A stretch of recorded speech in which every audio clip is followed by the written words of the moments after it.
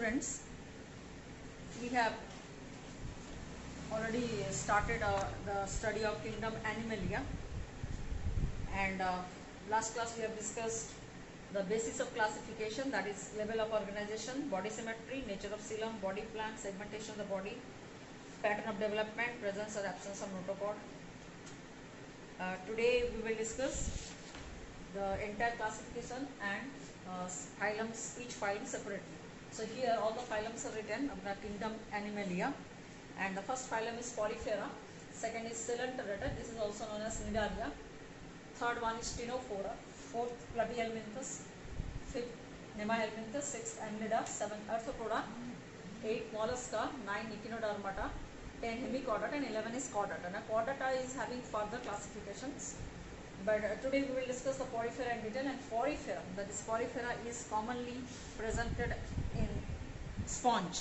Okay, so they are generally marine, few like spongylar, freshwater, cellular level of organization is seen, asymmetrical, water colon is there, a water transport system is there, and in which the water enters to the minute pores called ostia in the body wall and reaches the central cavity, that is spongocoel, and through the mouth, that is osculum, the water is out.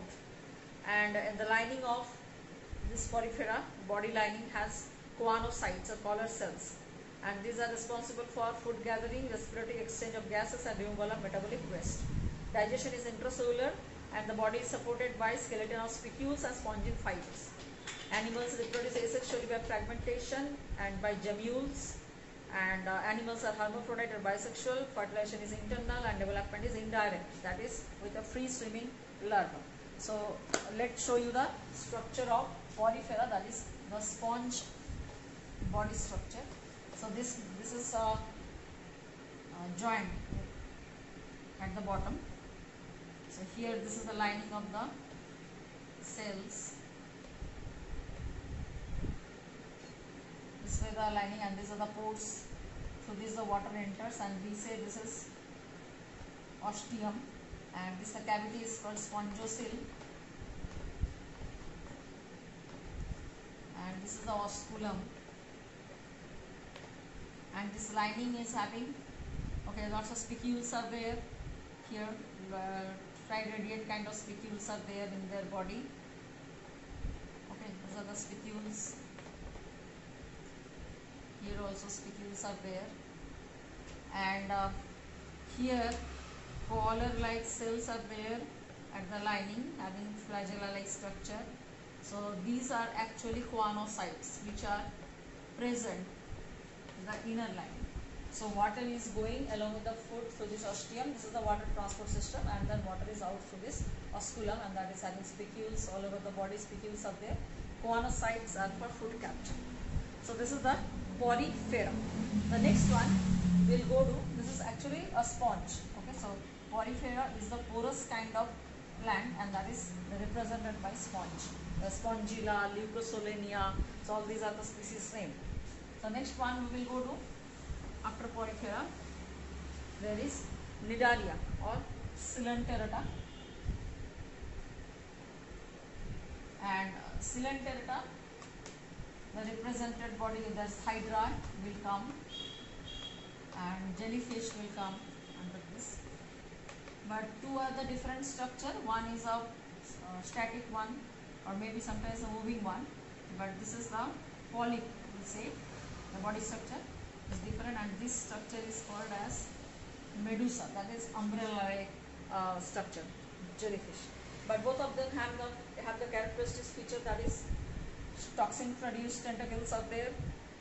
So this, how they look, there is a mouth-like structure, and they have the tentacles, or this side the tentacles are there, and then body is like this, a wedge-shaped body. Okay, and this is having the wall itself is only the tissue level organization, the wall, and they have the 7 kinds of cells in it, and these tentacles are there.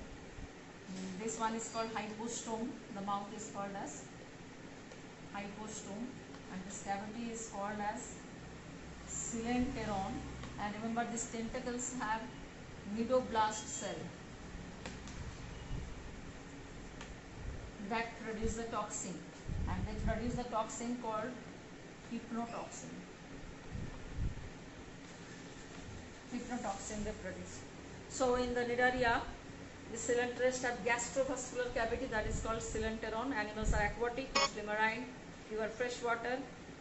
Tissue level organization is seen, radially symmetrical, and this cnidoblast cells are actually present in the stinging cells present in the tentacles, that also known as nematocytes, and they are meant for anchorage, defense and capture of prey. And central gastrovascular has an opening, this is the called hypostome, and digestion is intracellular, partly extracellular. And Cnidarians, they have polyp and medusa. So two types of structure, one is hydra is showing polyp structure which is like this, but the jellyfish medulla has umbrella like structures.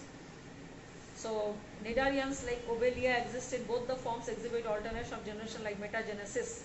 The polyp produce medusae by sexual reproduction, and medusae produce polyp by sexual reproduction. So first, this is the alternation of generation seen in Obelia.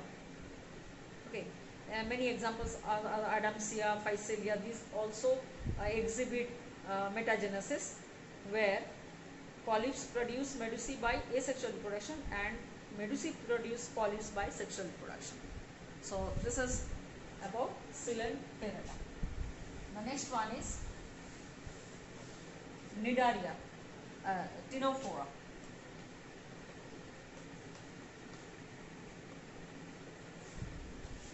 Now this Ctenophora, these are called sea walnuts or comb jellies, exclusively marine, tissue level organization, radially symmetrical, and they have 8 external rows of ciliated comb plates. The comb plates is the characteristic feature. These are, you can see the ball like diagram is there. Bioluminescence is very nicely seen in this species.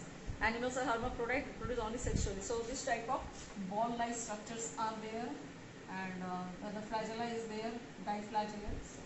These are the flagella is there, and then here the comb plates are seen. You can see. Okay. So flagella is there and comb plates are seen.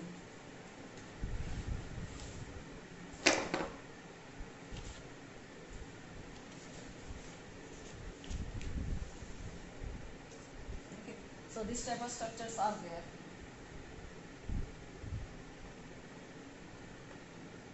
From here they arise like this flagellated structure. This flagella, they the very long flagella there like this, and that exhibit that light bioluminescence also. So this is all about your phylum Ctenophora. Thank you. So read NCERT thoroughly, and in online classes you will ask me your doubts.